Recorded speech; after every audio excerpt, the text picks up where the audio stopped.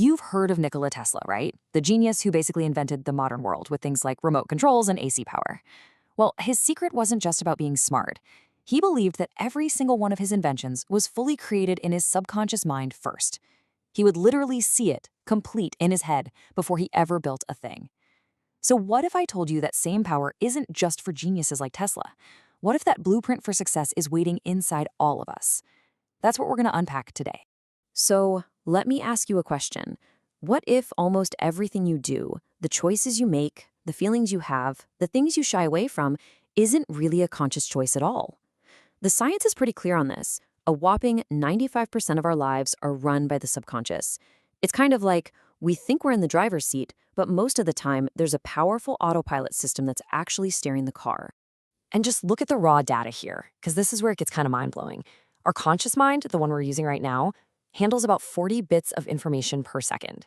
Okay, but our subconscious, it's processing 11 million bits per second. According to Dr. Bruce Lipton from Stanford, that makes your subconscious mind literally 1 million times more powerful than your conscious mind. 1 million. Let that sink in. So let's dive into what this hidden power actually is. The best way to picture it is the classic iceberg analogy. You know, the little tip you see poking out of the water? That's your conscious mind. It's what you're aware of. But the real story, the massive driving force, is the 90% of the iceberg hidden underneath the waves. That's your subconscious. And it's what's really steering your ship. And look, we see proof of this power everywhere. Take memory, for example. It's practically unlimited. By the time you're just 21 years old, your brain has already stored more info than you'd find in 100 full sets of the Encyclopedia Britannica. Or think about the placebo effect, where just the belief that a sugar pill will work can cause real physical healing. And under hypnosis, people can remember things from decades ago with perfect crystal clarity. It's all in there, stored away. Okay, so if this thing is so powerful, where does it get its instructions from? Who's running the show? Well, mostly our childhoods, our environment, our early experiences, they all come together to create these belief patterns. It's like a blueprint that gets handed to our subconscious, and it just follows that blueprint for the rest of our lives, usually without us ever stopping to question it. Let me show you how this works with a super simple story. Imagine two kids, Titu and Sonu. Titu grew up hearing things like money is hard to come by and don't take risks. So as an adult, he's always stressed and plays it safe. Sonu, on the other hand, heard where there's a will, there's a way. So now, as an adult, he sees problems as puzzles to solve, and he's not afraid to move forward. See? Same world, completely different realities, all because of that early programming. And that really brings us to the most important point of all. If you don't take control of your brain's programming, it will, by default, start controlling you. Think about it like your phone. You wouldn't run on an operating system from 10 years ago, right? It would be slow, buggy, you update it. Well, our belief patterns are our mind's operating system. It's time for an update. All right, so this is the part you've been waiting for. How do we actually do this? How do we perform that update? Well, welcome to the Reprogramming Toolkit. We're going to walk through the exact tools you can use to start deleting that old, outdated software and install a brand new operating system for your life. Here they are, our 6 core tools. It all starts with journaling, so we can figure out what we're working with.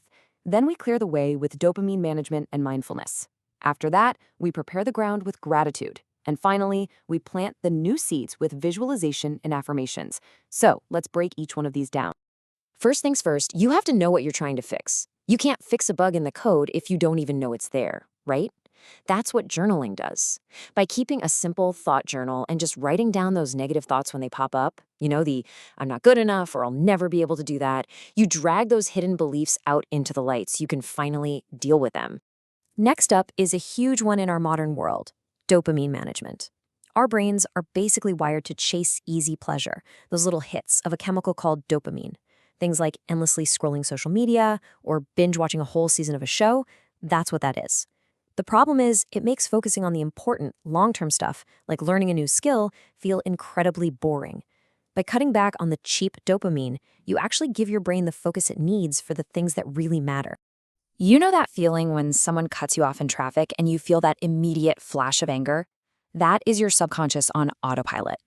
Mindfulness is the practice of creating a tiny little space between the trigger and your reaction. Even just 5 minutes of focusing on your breath can help you learn to just observe your thoughts instead of getting carried away by them. It's how you break those old, automatic patterns. I love this next one because it's so simple but so powerful. Think of your mind like a garden. You can't expect to grow beautiful, positive flowers if the soil is toxic and full of complaints, right? Gratitude is how you make your mental soil fertile. By focusing on what you already have, you create a positive environment where new, amazing beliefs can actually take root and grow. Now, visualization, and this isn't some kind of magic trick, this is straight up neuroscience.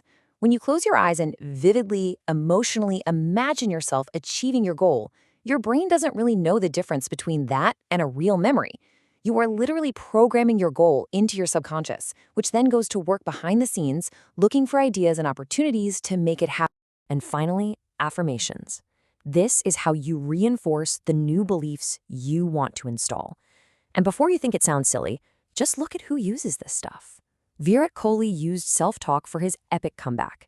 Steve Jobs famously asked himself questions in the mirror every single day. Shah Rukh Khan literally told himself, "I am the best." This isn't just wishful thinking. It's a proven way to build rock-solid self-belief. Okay, so we've got the tools, but here is the most important part of this whole thing. This is not a one-size-fits-all approach.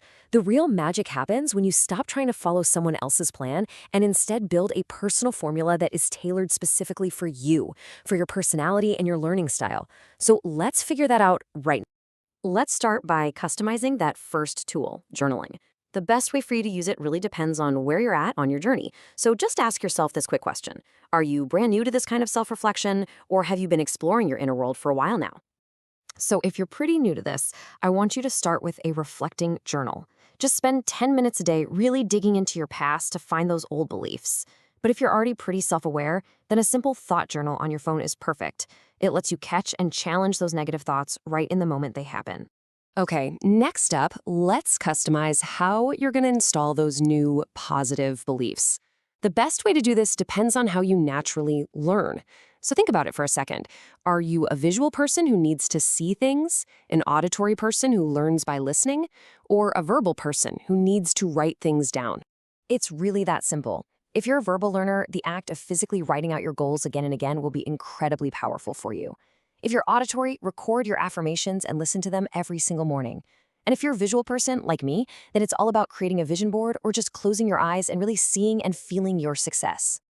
All right, you have your personalized toolkit. Now it's time to put it all together and make it stick. The key here is consistency. So we're going to wrap all of this into a simple but powerful 21-day challenge. This is how we're going to forge those new pathways in your brain and make these changes last. 21. That is the magic number. But why 21 days? It's not just some random number that someone made up. There's actually a pretty cool bit of science behind why this specific length of time is so effective for rewiring our brains. The idea actually comes from a plastic surgeon named Dr. Maxwell Maltz. Years ago, he noticed a strange pattern with his patients.